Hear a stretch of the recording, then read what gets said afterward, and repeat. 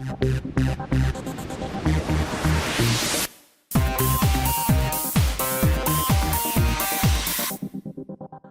Brady. This is Jeff Allen. I'm in the localization languages team of the Central UA-CSI unit.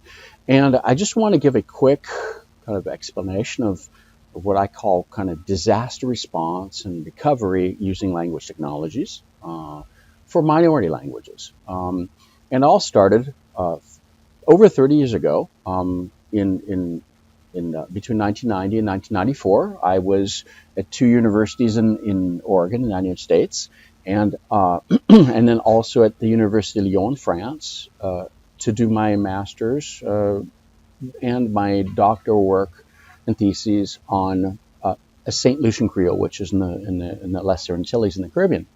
And then I also published a number of papers and articles in the Journal of Pidgin Language and all that. But on top of it, my wife and I supported a Haitian child, and you can see this picture of all these. For 10 years, we supported a Haitian child through Compassion International. So I have all these letters of this child that we support. He finished school.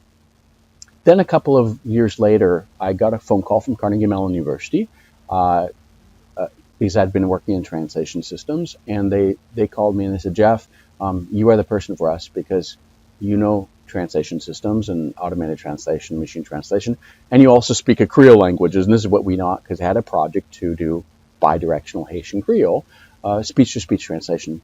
So we did that from 1997, 1998.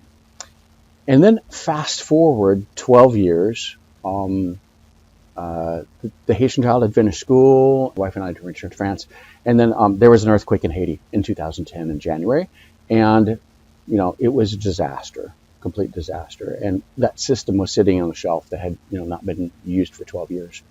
So the first thing we did was within 48 hours, I arranged to have a translation done of nearly 2,000 medical phrases, doctor-patient dialogue by a professional translator, and made that happen. And we delivered that to Doctors Without Borders. Okay, but at the same time, what do we do with all that? That Haitian Creole system, bidirectional, what do we do? Was impossible to put that in an iPhone, just to transmit. So what we did is we just took all the data and gave it away and for free. And within 5 days, Haitian Creole was in Microsoft Translator. And then the next week in Google, Translate, and then it went to the BlackBerry Intellect app and all that.